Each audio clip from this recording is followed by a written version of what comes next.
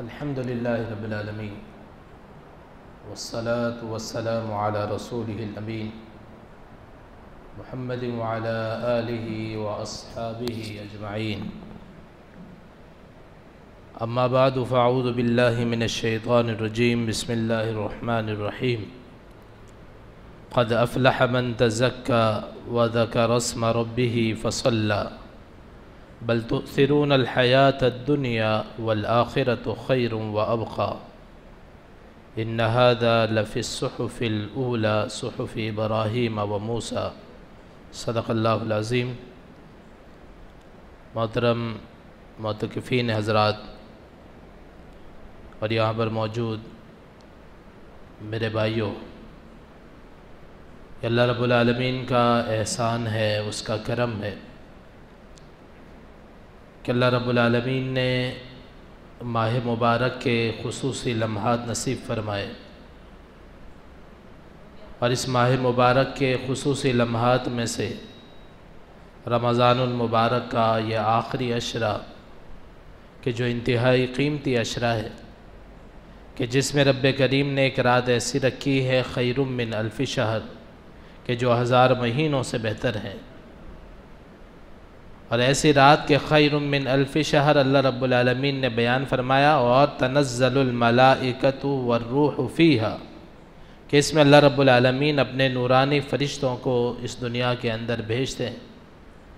صبح صادق تک وہ لوگوں کے لیے بخشش کی دعائیں کرتے رہتے ہیں۔ ہمارا موضوع تزکیہ نفس ہے،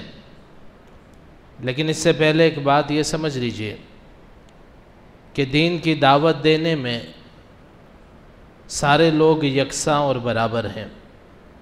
اللہ کے حبیب صلی اللہ تعالیٰ علیہ وسلم سب کو یکساں نصیحت فرمایا کرتے تھے، یعنی دین کی دعوت دینے کے اندر امیر اور غریب کا کوئی تفاوت اور فرق نہیں، کمزور اور قوت والے کا کوئی فرق نہیں، مرد اور عورت کا کوئی فرق نہیں، غلام اور آزاد کا کوئی فرق نہیں۔ اللہ کے رسول صلی اللہ علیہ وسلم سب کو یکساں نصیحت فرمایا کرتے تھے۔ اگر ہم دعوت کے ابتدائی دور کو دیکھیں،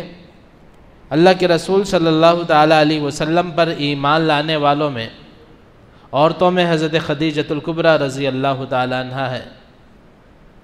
مردوں میں سیدنا ابو بکر صدیق رضی اللہ تعالیٰ عنہ ہے، غلاموں میں حضرت زید رضی اللہ تعالیٰ عنہ ہے۔ یعنی اس سے ایک بات یہ معلوم ہوتی ہے کہ اللہ کے رسول سب کو یکساں نصیحت فرمایا کرتے تھے۔ بچوں میں حضرت علی رضی اللہ تعالیٰ عنہ، تو سب کو یکساں نصیحت فرمایا کرتے تھے۔ ہدایت دینا اللہ رب العالمین کے اختیار میں، نبیوں کا کام اس دنیا کے اندر اراۃ الطریق، راستہ دکھانا ہوتا ہے، اور مقصود تک پہنچانا یہ اللہ رب العالمین کے اختیار میں۔ لیکن اللہ رب العالمین کے حبیب صلی اللہ تعالیٰ علیہ وسلم سب کو یکساں نصیحت فرمایا کرتے تھے۔ اللہ تبارک و تعالیٰ نے جتنے بھی نبی اس دنیا کے اندر بھیجے، سب کے سب نبی مخلوق کی اس ضرورت کو پورا کرنے کے لیے دنیا میں بھیجے گئے کہ جو ضرورت ان کو دنیا اور آخرت میں نجات دلا سکے، اور وہ ضرورت انسان کے نفوس کا تزکیہ ہے کہ جس کے لیے اللہ رب العالمین نے اپنے نبیوں کو اس دنیا کے اندر بھیجا، اور یہی نفس کا تزکیہ ہے کہ جو انسان کو دنیا اور آخرت میں نجات دلا سکتا ہے۔ انبیاء بھی اسی پر عامل تھے۔ اللہ حضرت ابراہیم علیہ السلام کی دعا کو ہم دیکھیں، حضرت ابراہیم علیہ السلام رب کریم سے دعا کر رہے ہیں، ربنا وبعث فیہم رسولا، اے میرے رب تو ان میں رسول مبعوث فرما جو انہی میں سے ہو، اور کام یہ کرے کہ ان پر تیری آیات کی تلاوت کرے، ان کے نفوس کا تزکیہ کرے۔ اللہ رب العالمین جواب دعا کے اندر ارشاد فرماتے ہیں، کما ارسلنا فیکم رسولا، اسی طرح ہم نے تمہارے اندر رسول بھیجا جو کام یہ کرتا ہے تم پر میری آیات کی تلاوت کرتا ہے، تمہیں کتاب و حکمت کی تعلیم دیتا ہے، اور تمہارے نفوس کا تزکیہ کرتا ہے۔ تو انبیاء بھی اسی پر عامل تھے کہ مخلوق کی اس ضرورت کو پورا کیا جائے کہ جو ان کو دنیا اور آخرت میں نجات دلا سکے۔ دیکھیں، تزکیہ بنیادی طور پر تزکیہ کے معنی جو ہے وہ پاک صاف کرنا ہے، نشود نما دینا، لیکن اصطلاح کے اندر ہم بار بار سنتے ہیں کہ تزکیہ نفس، تزکیہ نفس، تزکیہ نفس، تو اس تزکیہ نفس سے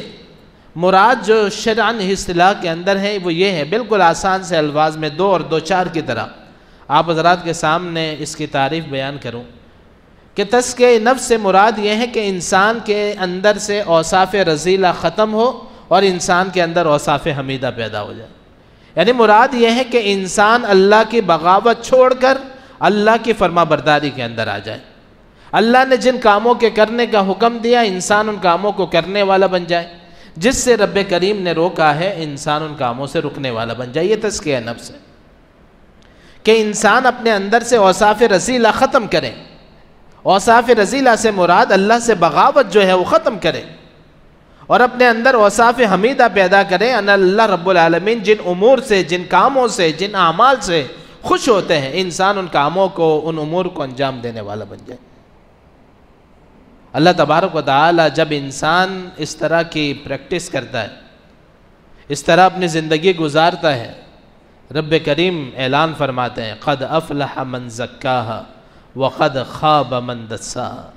کہ تحقیق فلاح پا گیا وہ شخص جس نے اپنے نفس کا تزکیہ کیا، اور ناکام اور نامراد ہوا وہ شخص جو اپنے نفس کے تزکیے سے غافل رہا۔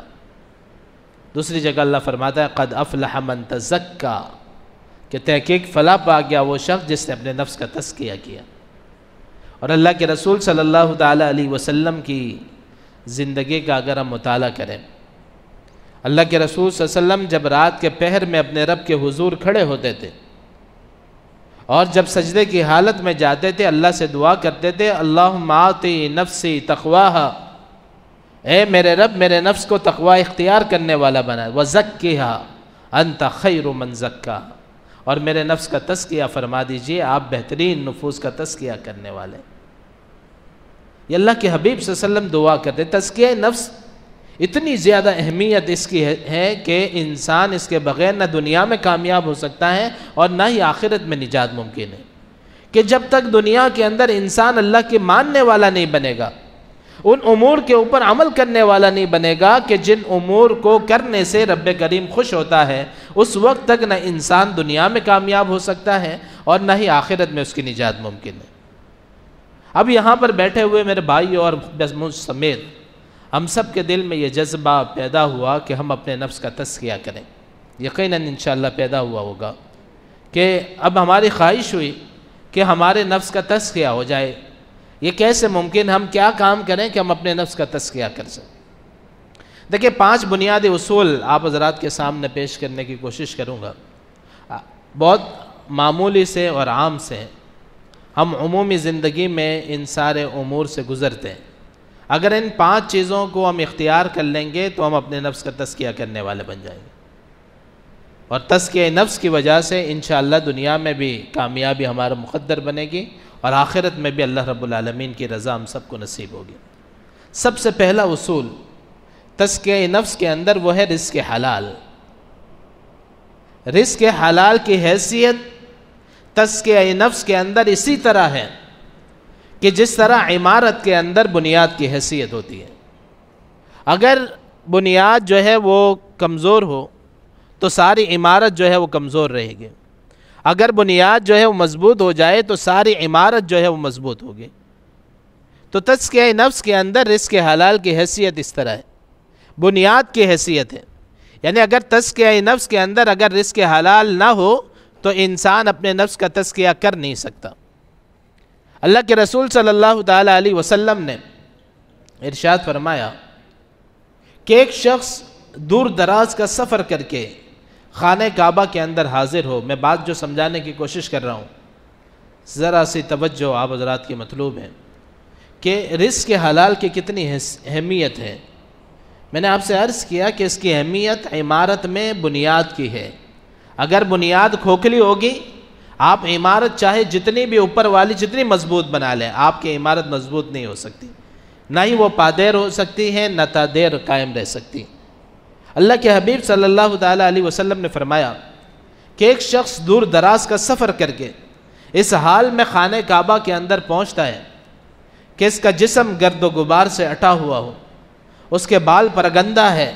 اور خانہ کعبہ کا پردہ پکڑ کر کہتا ہے یا ربی یا ربی یا ربی۔ اللہ ہم سب کی حفاظت فرمائے۔ خانہ کعبہ اللہ کے رحمت کے نزول کی جگہ ہے، بیان کیا جاتا ہے کہ جب انسان کی پہلی نظر اس پر پڑتی ہے، انسان جو دعا کرتا ہے رب کریم اس کی دعا قبول فرماتے ہیں۔ وَمَن دَخَلَهُ كَانَ آمِنًا، جو اس میں داخل ہو جاتا ہے امن میں آ جاتا ہے۔ اللہ کے حبیب فرماتے ہیں کہ ایک شخص دور دراز کا سفر کر کے اس حال میں پہنچتا ہے، پورا جسم گرد و غبار سے ہٹا ہوا ہے، اس کے بال پر گندہ ہے، اور خانہ کعبہ کا پردہ پکڑ کر کہتا ہے یا ربی یا ربی یا ربی۔ اللہ کے حبیب نے فرمایا اللہ اس کی دعا کیسے قبول کرے گا؟ اس کا کھانا حرام ہے، اس کا پہننا حرام ہے، اس کا پینا حرام ہے، اللہ اس کی دعا کیسے قبول کرے گا؟ مکہ مکرمہ میں جا کے اللہ کے رحمت کے دخول، اللہ کے رحمت کے نزول کی جگہ پر جا کر بھی انسان کی دعا قبول نہیں ہو سکتی جب تک کہ رزق حلال انسان نہ کمائے۔ اب اندازہ لگائیے کہ رزق حلال کی کتنی حیثیت ہے کہ اگر انسان رزق حرام کماتا ہے، رزق حرام کھاتا ہے، نہ اس کی عبادتیں قبول ہے، نہ اس کی بندگیاں قبول ہے، نہ اس کی زکوٰۃ قبول ہے، نہ اس کا حج قبول ہے، کچھ بھی قبول نہیں، تو انسان کیوں کر پھر جو ہے وہ اپنے نفس کا تزکیہ کر سکے گا؟ آج ہم سب شکوے شکایت کرتے ہوئے نظر آتے ہیں کہ بھئی اللہ رب العالمین کا تو وعدہ ہے کہ ان الصلاۃ تنہا عن الفحشاء والمنکر، کہ نمازیں پڑھو، نماز تمہیں بے حیائی اور برائی سے روکے گی، لیکن میرا حال تو یہ ہے کہ میں نماز کی چوتھی رکعت میں ہوتا ہوں، میرے ذہن میں پورا خاکہ بن جاتا ہے کہ ابھی دکان کے اوپر جا کر میں نے فلانے کو دھوکہ دینا ہے، اگر میں اس طرح ترازو کے اندر تبدیلی کر لوں گا تو اس طریقے سے جو ہے کچھ منافع زیادہ ہو جائے گا۔ میری نماز تو مجھے بے حیائی اور برائی سے نہیں روکتی، وجہ کیا ہے؟ اللہ رب العالمین ان اللہ لا یخلف المیعاد، ہمارا ایمان ہے اللہ نے جو کہا ہے وہ سچ کہا ہے، اللہ اپنے وعدے کے خلاف نہیں کرتا۔ نماز انسان کو بے حیائی اور برائی سے بچانے کا سبب ہے، لیکن جب میں رزق حرام سے بچ کر رزق حلال کماؤں گا، جب حلال رزق سے میں اپنی پرورش کروں گا، اپنے بچوں کی پرورش کروں گا، تبھی جا کر میری عبادتوں کے اندر تاثیر پیدا ہوگی، تبھی جا کر میں اپنے نفس کا تزکیہ کر سکوں گا۔ اللہ ہم سب کی حفاظت فرمائے۔ اللہ کے حبیب صلی اللہ علیہ وسلم نے فرمایا کہ وہ جسم جنت کے اندر داخل نہیں ہو سکتا، وہ جسم جنت میں داخل نہیں ہوگا کہ جس کی پرورش حرام مال سے ہوئی ہو۔ کتنی سخت وعید ہے۔ آج ہم دیکھتے نہیں ہیں کہ ہم نے رزق کہاں سے کمایا، کس طریقے سے کمایا، کس ارادے سے کمایا، کس نیت کے ساتھ کمایا، کون سے ذرائع ہم نے استعمال کیے۔ بس آج دنیا کے حصول کی کمپٹیشن میں ہم اتنے آگے ہیں کہ ہم حلال اور حرام کا فرق بھول گئے۔ اور نبی اکرم صلی اللہ علیہ وسلم نے فرمایا کہ کل قیامت کے دن ابن آدم اپنے قدم نہیں ہٹا سکے گا جب تک کہ اس سے 5 چیزوں کے متعلق سوال نہ کر لیا۔ اس میں ایک سوال یہ بھی ہوگا رزق کہاں سے کمایا، کہاں پر خرچ کیا۔ تو تزکیہ نفس کے اندر سب سے پہلا اور بنیادی چیز جو ہے وہ رزق حلال ہے۔ انسان رزق حلال کمانے کی کوشش کرے، اپنی بساط کے مطابق انسان رزق حلال کے حصول کی فکر کرے، اور جب انسان رزق حلال کماتا ہے، اللہ کے حبیب نے فرمایا الکاسب حبیب اللہ، رزق حلال کمانے والا اللہ کا حبیب ہوتا ہے۔ اور اللہ کے رسول صلی اللہ علیہ وسلم سے ایک مزدور نے مصافحہ کیا، اس کے ہاتھ میں چھالے پڑے تھے۔ اللہ کے حبیب نے پوچھا کہ میرے بھائی یہ چھالے تمہارے ہاتھ میں کس کے؟ کہ اللہ کے رسول برچی چلاتا ہوں، اس کی وجہ سے ہاتھوں میں چھالے پڑ گئے۔ قربان جائیے، حضور نبی کریم صلی اللہ تعالیٰ علیہ وسلم نے اس کے ہاتھ پہ بوسہ دیا اور کہا کہ رزق حلال کمانے والا اللہ کا حبیب ہوتا ہے۔ اس لیے رزق حلال کی سب سے پہلا اصول رزق حلال ہے۔ اگر ہم چاہتے ہیں کہ ہم اپنے نفس کا تزکیہ کریں، سب سے پہلے ہمیں رزق حلال کمانا۔ دوسرا اصول تزکیہ نفس کے اندر وہ ہے معصیت سے اجتناب، گناہوں سے بچنے کی کوشش کرنا۔ میں رزق حلال کماتا ہوں، اس کے لیے تغودو کرتا ہوں، دوڑ دھوپ کرتا ہوں، لیکن گناہوں سے بچنے کی کوشش نہیں کرتا، تو بھی میں اپنے نفس کا تزکیہ نہیں کر سکتا۔ بس کی مثال آپ ایسے سمجھ لیجئے کہ آپ اپنے کمرے کے اندر اے سی آن کیجئے اور کھڑکیاں اور دروازے کھول دیجئے۔ کھڑکیاں دروازے آپ کھول دیں، آپ اے سی چلاتے رہیں، آپ کا کمرہ ٹھنڈا نہیں ہوگا۔ اس لیے کہ آپ نے وہ حدود، وہ قیودات اختیار نہیں کیے کہ جس کے ذریعے کمرہ جو ہے وہ اے سی جو ہے وہ کمرے کو ٹھنڈا کر سکے۔ تو بس یہی، اگر میں رزق حلال کماؤں لیکن گناہوں سے بچنے کی کوشش نہ کروں، اللہ کی نافرمانیوں سے، معصیت سے بچنے کی کوشش نہ کروں۔ اللہ کے حبیب صلی اللہ علیہ وسلم نے فرمایا، دیکھیں گناہوں سے بچنا کتنا ضروری ہے، کہ اللہ کے حبیب صلی اللہ تعالیٰ علیہ وسلم نے فرمایا کہ ایک شخص حضرات صحابہ کرام رضوان اللہ علیہ مجمعین سے پوچھا، میرے صحابہ بتاؤ یہ مفلس کون ہے؟ حضرات صحابہ کرام رضوان اللہ علیہ مجمعین نے کہا، اللہ کے رسول جس کے پاس مال نہ ہو مفلس۔ کسی نے اپنے علم کے مطابق جواب دیا، اللہ کے رسول جس کے پاس اولاد نہ ہو مفلس۔ سنیے میرے بھائیوں، اللہ کے حبیب نے فرمایا، میری امت کا مفلس وہ آدمی ہوگا جو کل قیامت کے دن نمازیں بھی لے کر آئے گا، روزے بھی لے کر آئے گا، حج بھی لے کر آئے گا، زکوٰۃ و صدقات و فطرات اور عطیات لے کر آئے گا، لیکن دوسروں کے حقوق اپنے ذمے لے کر آئے گا۔ کل قیامت کے دن تو پیسوں کا تبادلہ نہیں ہوگا، کل تو نیکیوں کا تبادلہ ہوگا، گناہوں کا تبادلہ ہوگا۔ اللہ رب العالمین، اللہ کے حبیب نے فرمایا، میری امت کا مفلس وہ آدمی ہوگا جو کل قیامت کے دن نماز، روزہ، حج، زکوٰۃ، صدقہ و خیرات لے کر آئے گا، لیکن دوسروں کے حقوق بھی اپنے ذمے لے کر آئے گا۔ کسی کی دل آزاری کی ہوگی، کسی پر ظلم کیا ہوگا، کسی کے مال پر قبضہ کیا ہوگا، کسی کو دھوکہ دیا ہوگا، کسی کی دل آزاری کی ہوگی، دوسروں کو حقوق لے کر آئے گا۔ اللہ کے حبیب نے فرمایا، اللہ حقداروں کو بلاتے جائیں گے، اس کے نامہ اعمال سے اس کے حق کے بقدر نیکیاں دیتے جائیں گے، یہاں تک کہ نیکیاں ختم ہو جائیں گی، حقدار موجود ہوں گے، اللہ رب العالمین حقدار سے اس کے حق کے بقدر گناہ لے کر اس کے نامہ اعمال کے اندر ڈالیں گے، یہاں تک کہ اس کا نامہ اعمال گناہوں سے بھر جائے گا۔ اللہ فرشتوں کو حکم دے گا، پیشانی کے بل گھسیٹ کر اس کو جہنم کے اندر ڈال دو۔ گناہوں سے بچنا، معصیت سے اجتناب، یہ تزکیہ نفس کے اندر بہت زیادہ اہمیت رکھتا ہے۔ رزق حلال کے بعد دوسری چیز جو ہے وہ گناہوں سے بچنا۔ میں نے بھی آپ کے سامنے جو تعریف تزکیہ نفس کی یقیناً آپ حضرات کے دل و دماغ میں بیٹھ گئی ہوگی کہ تزکیہ نفس یہ ہے کہ انسان اللہ رب العالمین کے ان احکامات پر عمل کرنے والا بن جائے، یا آسان سے یہ ہے کہ انسان نیکی سے محبت کرنے والا بن جائے، برائی سے نفرت کرنے والا بن جائے۔ انسان نیکی کرے، دل خوش ہو جائے، گناہ ہو جائے، نادم اور پشیمان ہو کر اپنے رب کے حضور پلٹ آئے۔ گناہوں سے بچنا، معصیت سے اجتناب، یہ رزق حلال کے بعد دوسرا بنیادی اصول ہے کہ جو تزکیہ نفس کے اندر ضروری ہے، گناہوں سے بچنا۔ اور تیسرا اصول وہ ہے محبت صالح، صحبت صالح، نیک لوگوں کی محبت، نیک لوگوں کی صحبت، یہ تزکیہ نفس کے اندر بہت زیادہ ضروری ہے۔ بس اس بات کو سمجھنے کے لیے ایک مثال سے آپ اس بات کو سمجھیے کہ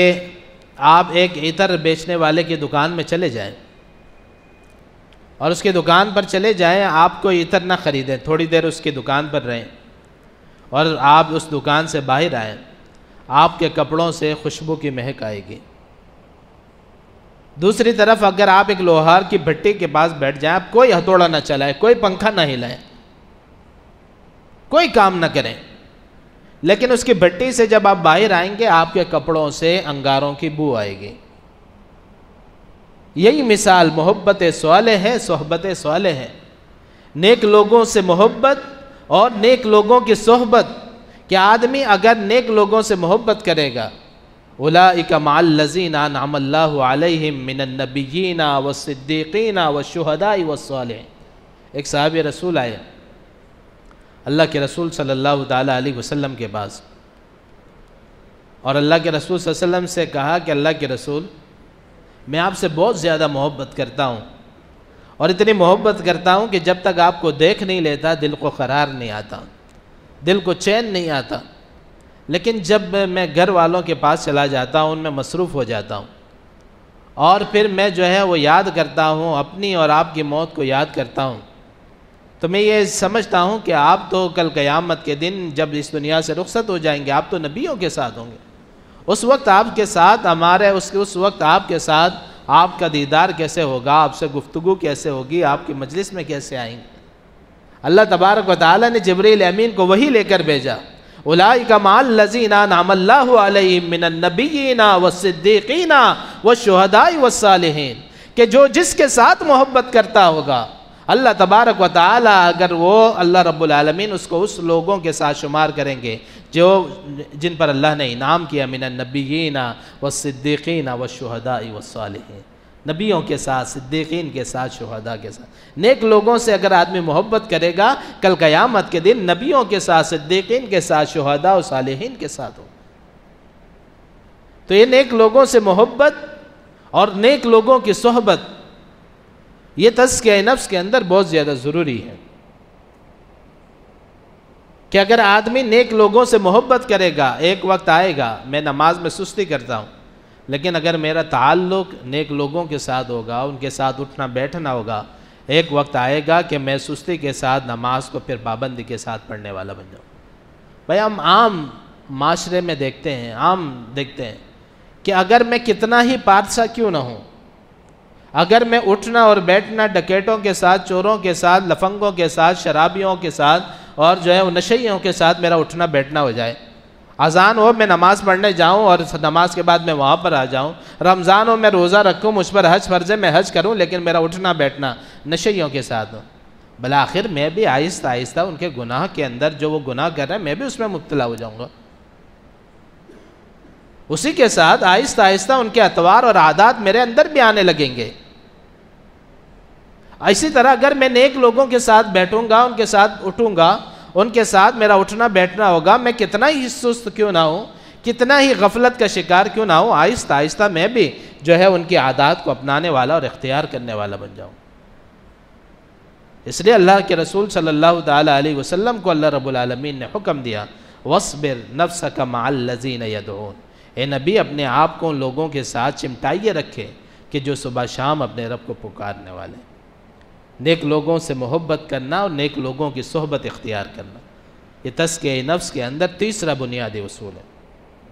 اور اللہ کے حبیب صلی اللہ علیہ وسلم نے فرمایا المرء مع من احب، قیامت کے دن آدمی اسی کے ساتھ ہوگا جس سے وہ محبت کرتا ہے۔ من تشبہ بقوم فہو منہم، جو جس قوم کی مشابہت اختیار کرے گا اس کا شمار اسی میں سے ہوگا۔ تو نیک لوگوں کے ساتھ صحبت اختیار کیجئے، جو امانت دار دیانت دار لوگ ہو، جو اللہ سے ڈرنے والے ہو، اللہ کے باغیوں کے خلاف جو ہے وہ آواز اٹھانے والے ہو، جد و جہد کرنے والے ہو،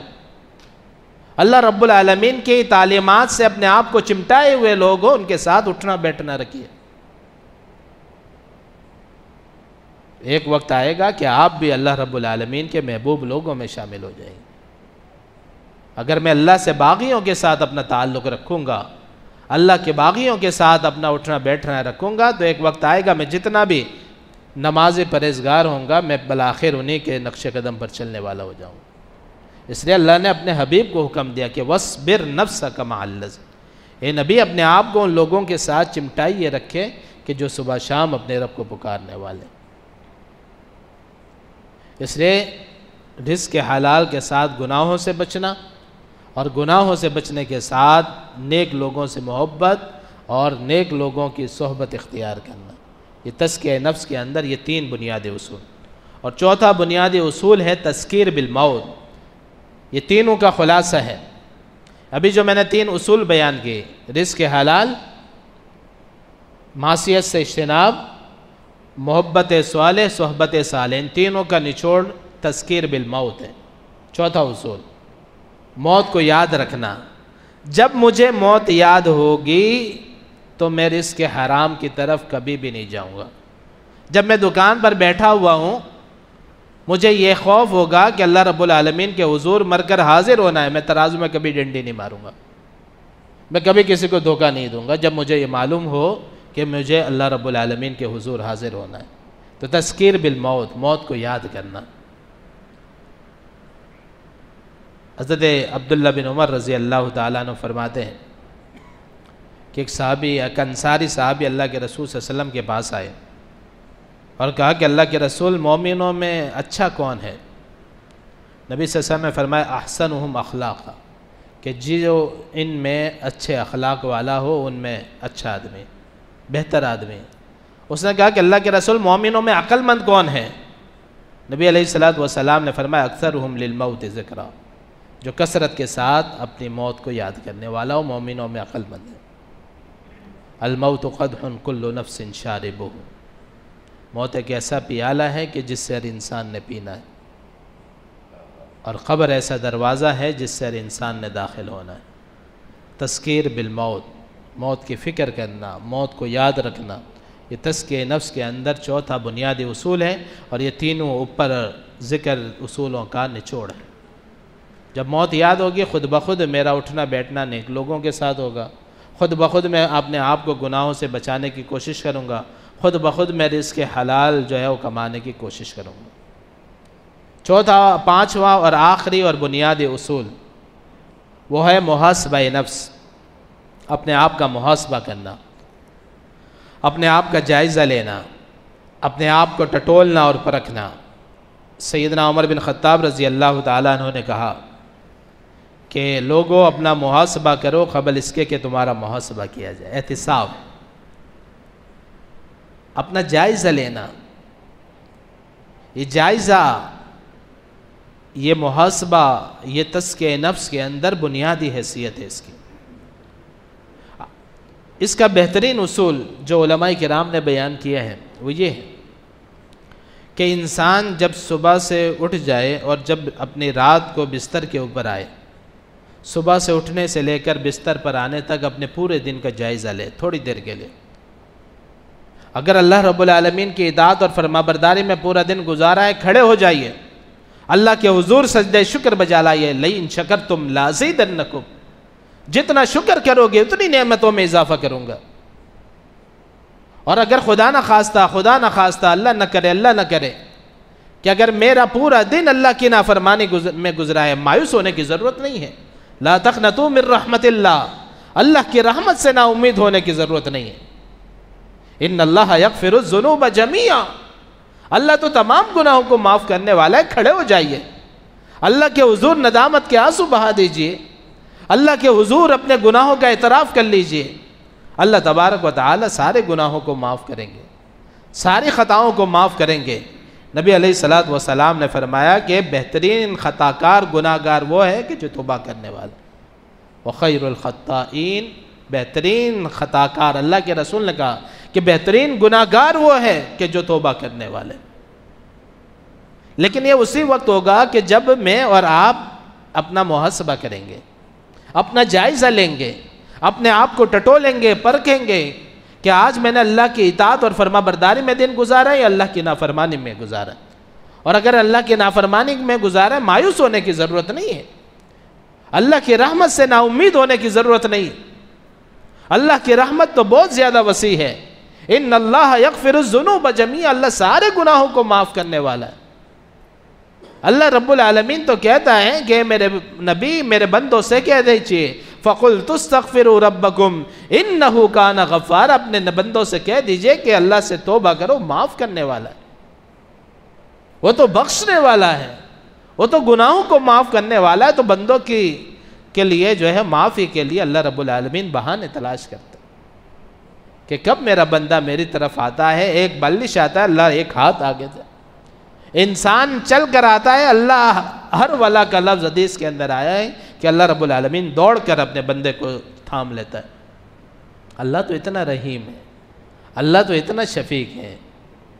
مایوس ہونے کی ضرورت نہیں ہے، گناہ ہو جائے پریشان ہونے کی ضرورت نہیں۔ اللہ کا مطالبہ مجھ سے آپ سے یہ ہے کہ جب گناہ ہو جائے ڈٹائی نہ دکھانا۔ اللہ کا مطالبہ یہ نہیں ہے کہ تم سے گناہ نہ ہو، اللہ کا مطالبہ یہ ہے کہ جب تم سے گناہ ہو جائے ڈٹائی نہ دکھاؤ، بلکہ نادم اور پشیمان ہو کر اپنے رب کی طرف آؤ۔ ڈٹائی دکھاؤ گے شیطان کے ساتھی بن جاؤ گے۔ شیطان نے کیا کہا تھا کہ مجھے آگ سے تو نے پیدا کیا، اس کو مٹی سے پیدا کیا، میں بہتر ہوں، میں اس کو سجدہ کیوں کروں؟ اس نے ڈٹائی دکھائی۔ سیدنا آدم علیہ الصلوۃ والسلام کو نے پھل کھا لیا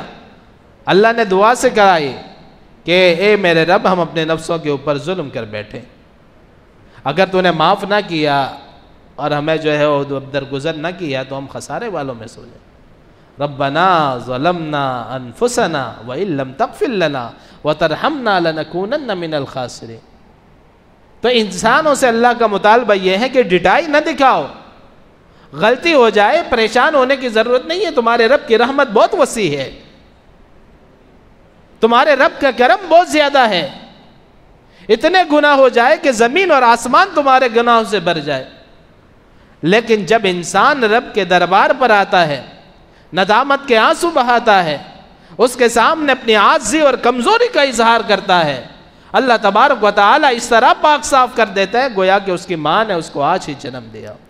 التائب من الذنب کمن لا ذنب لہ، اللہ کے حبیب نے فرمایا کہ گناہوں سے توبہ کرنے والا ایسا ہے گویا کہ اس نے گناہ کیا ہی نہ ہو۔ اللہ تو اتنا رحیم، اتنا شفیق کہ بندوں کے بخشش اور مغفرت کے بہانے ڈھونڈتا ہے۔ بنی اسرائیل کا ایک واقعہ حدیث کے اندر آتا ہے کہ ایک آدمی نے 99 قتل کیے تھے، 99 قتل 99، اور ایک انسان کا قتل فَكَأَنَّمَا قَتَلَ النَّاسَ جَمِيعًا، ساری انسانیت کا قتل، ایک انسان کو ناحق مارنا، اور 99 لوگوں کو اس نے مارا تھا، 99 مرتبہ ساری انسانیت کو مارا اس نے لوگوں سے کہا کہ مجھے کوئی بندہ بتاؤ کہ اس کے پاس جا کر میں اپنی حاجت تو پوچھ سکوں۔ لوگوں نے راہب کا پتہ بتا دیا، اس کے پاس گیا، اس نے کہا کہ میں نے 99 قتل کیا، میں سمجھانے کی کوشش یہ کر رہا ہوں کہ اللہ اپنے بندوں کی بخشش کے بہانے ڈھونڈتا ہے، کہ وہ اس نے کہا کہ تمہاری توبہ نہیں، 99 لوگوں کو مار دیا، اس نے اس کو بھی مار دیا، 100 کی گنتی پوری کی۔ پھر پوچھا بھائی، اس کو پھر بتایا گیا کہ فلاں اللہ والا بندہ ہے، اس کے پاس چلے جاؤ۔ وہ اس کے پاس گیا، اس نے کہا کہ کیوں نہیں، اللہ تو معاف کرنے والا ہے، بس کام یہ کرو کہ جس بستی میں تم رہتے ہو ایک گناہ گاروں کی بستی ہے، فلاں بستی میں چلے جاؤ، وہاں کے لوگ جو ہیں اللہ والے لوگ ہیں۔ وہ آدمی نکلتا ہے، بیچ راستے میں پہنچتا ہے کہ اس کی روح دائی اجل کو چلی جاتی، اس کا انتقال ہو جاتا ہے۔ اب رحمت کے فرشتے بھی آ گئے، عذاب کے فرشتے بھی آ گئے۔ رحمت کے فرشتے کہہ رہے کہ توبہ کے ارادے سے جا رہا تھا، اس کی روح کو ہم لے کر جائیں گے۔ عذاب کے فرشتے کہتے اس نے 100 قتل کیے، اس کی روح کو ہم لے کر جائیں گے۔ اللہ ایک اور فرشتے کو ثالث بنا کر بھیجتا ہے کہ آپ پیمائش کر لیں، جس طرف سے وہ چلا ہے یعنی گناہ گاروں کی بستی سے، اگر اس کے قریب ہے عذاب والے فرشتے لے جائیں، اور جس بستی کی طرف جا رہا ہے اگر اس کے قریب ہے تو رحمت والے فرشتے لے جائیں۔ اب دیکھیں بندہ چلا ہے اپنے رب سے بخشش مانگنے کے لیے، اس کے سامنے نادم اور پشیمان ہو کر چلا ہے، اپنے گناہوں کا رب کریم کے سامنے اعتراف کیا ہے، اس سے توبہ کی ہے، بیچ راستے میں پہنچا ہے، کوئی عبادت ابھی تک نہیں کی اس نے۔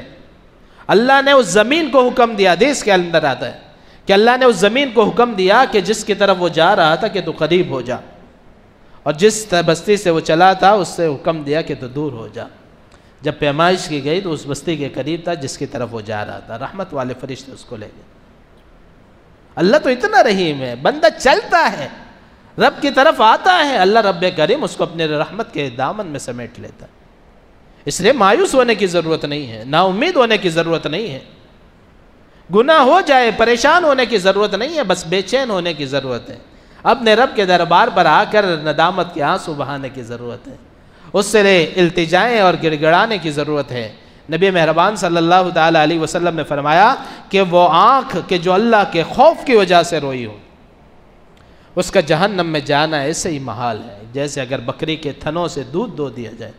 وہ دودھ دوبارہ بکری کے تھنوں میں نہیں جا سکتا، اس طرح جو آنکھ اللہ کے خوف کی وجہ سے روئی ہو اس کا بھی جہنم میں جانا ایسے ہی محال ہے۔ اور اللہ کے حبیب صلی اللہ تعالیٰ علیہ وسلم نے فرمایا کہ 2 خطرے اللہ کو بہت پسند ہیں، ایک آنسوں کا وہ خطرہ کہ جو اس کے خوف کی وجہ سے کسی انسان کی آنکھ سے گرے، یہ اللہ کو بہت پسند ہے۔ آئیے کھڑے ہو جائیے اللہ کے حضور، اپنی عاجزی اور کمزوری کا اظہار کیجیے کہ اللہ شیطان کے غلبے کی وجہ سے، نفس کے غلبے کی وجہ سے میں خطا کر بیٹھا، لیکن تو معاف کرنے والا۔ ایک غزوے کے اندر ایک عورت کا بچہ گم ہو گیا تھا، وہ اپنے بچے کی تلاش میں ادھر ادھر بھاگ رہی ہیں، اور جب اس کو اس کا بچہ مل گیا، اس نے کبھی اپنے سینے سے چمٹا دی، کبھی اس کے سر پر بوسہ دیتی، کبھی اس کے پیشانی کے اوپر بوسہ دیتی، کبھی اس کے گالوں پر بوسہ دیتی۔ اللہ کے رسول صلی اللہ تعالیٰ علیہ وسلم نے حضرات صحابہ کرام سے کہا کہ یہ عورت اپنے بچے کو آگ کے اندر ڈال سکے گی؟ کہا کہ نہیں اللہ کے رسول، ممکن نہیں۔ کہا اللہ 70 ماؤں سے زیادہ بندے سے محبت کرنے والا، اللہ تو اتنا رحیم ہے، اللہ تو اتنا شکیم اور جو ہے وہ کریم ہے، شفیق ہے، اتنی محبت کرنے والا ہے اپنے بندے سے۔ بس ایک آخری حدیث بیان کر کے اپنی گفتگو کو سمیٹتا ہوں کہ اللہ کے حبیب صلی اللہ تعالیٰ علیہ وسلم نے فرمایا کہ اللہ بندے کی توبہ سے اتنا زیادہ خوش ہوتے ہیں، اتنا خوش ہوتے ہیں کہ ایک آدمی صحرا کے اندر جا رہا ہو، اس کے اونٹ کے اوپر اس کا زاد رہ موجود ہو۔ صحرا اگر آپ نے پڑھا ہو، اس کے بارے میں دیکھا ہو، ریگستان، کہ وہاں پر جو ہے وہ انسان و پانی کا، کھانے پینے کا کوئی وجود نہیں ہوتا، دور دور تک جو ہے وہ مٹی کے ٹھیلے، اور تھوڑی دیر کے بعد آپ کوئی نشانی بنائے، تھوڑی دیر کے بعد وہ نشانی غائب ہے، بس ریت ہی ریت۔ اللہ کے حبیب صلی اللہ علیہ وسلم نے فرمایا کہ ایک شخص اپنا زاد راہ اپنے اونٹ کے اوپر لے کر ریگستان میں جا رہا ہو، صحرا کے اندر، اور وہ اپنے اونٹ کے سائے میں بیٹھ جائے اور اس کی آنکھ لگ جائے، اس کی آنکھ کھلے، اپنے اونٹ کو گم پائے، سادے زاد راہ موجود ہے، ادھر ادھر تلاش کیا لیکن نہ ملے، تو یقینی بات ہے وہ اپنی زندگی سے مایوس کہ اب جو کچھ بھی تھا زاد راہ وہ تو اس کے اوپر تھا، پانی، کھانا پینا سب کچھ، اور اونٹ گم ہو گیا۔ اب وہ اپنی زندگی سے مایوس اسی جگہ پر آ کر پھر اس کی آنکھ لگ جائے، اور جب اس کی آنکھ کھلے تو اب اونٹ کو اپنے سامنے کھڑا ہوا پائے، تو اس کی خوشی کی انتہا دیکھیے کہ وہ خوشی میں یہ کہے کہ اللہ تو میرا بندہ ہے، میں تیرا رب ہوں، یعنی خوشی میں اس کے منہ سے یہ الفاظ نکل جائے۔ اللہ تو اس سے بھی زیادہ، اللہ کے حبیب نے فرمایا کہ اللہ رب العالمین بندے کی توبہ سے اس سے بھی زیادہ خوش ہوتے ہیں۔ آئیے تو صحیح، اللہ کے سامنے عجز کا اظہار تو کیجئے، اپنے گناہوں کا اعتراف تو کیجئے، اپنی کمزوری کا اظہار کیجئے، اللہ کو اس کی رحمت کا واسطہ دیجئے، اللہ رب العالمین کے سامنے اپنی کمزوری کا اظہار کیجئے۔ اللہ تو گناہوں کو معاف کرنے والا ہے، بخشنے والا ہے،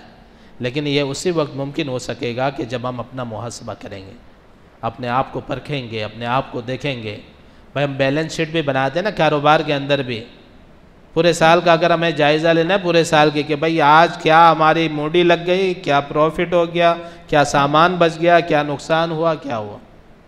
اس کا تو ہم جائزہ لیتے ہیں نا، لیکن اپنی زندگی کا ہم جائزہ نہیں لیتے۔ یہ محاسبہ نفس اسی چیز کا نام ہے کہ اپنے آپ کو ٹٹولیے، پرکھیے، دیکھیے، اور اگر گناہ گار ہیں کوئی مسئلہ نہیں، اللہ کے دربار میں آئیے، اللہ معاف کرنے والا ہے۔ اللہ کی اطاعت اور فرمانبرداری کے اندر گزارا ہے، کھڑے ہو جائیے، اللہ کا شکر ادا کیجیے، اللہ کا وعدہ ہے لئن شکرتم لازیدنکم، جتنا شکر کرو گے اتنا نعمتوں کے اندر اضافہ کروں گا۔ اللہ مجھے آپ کو اس پر عمل کرنے کی توفیق عطا فرمائے، اللہ ہم سب کو اپنے نفس کا تزکیہ کرنے کی توفیق نصیب فرمائے۔ اقول ما تسمعون فاستغفر اللہ لی ولکم ولسائر المسلمین، وآخر دعوانا الحمد للہ رب العالمین۔ الحمد للہ۔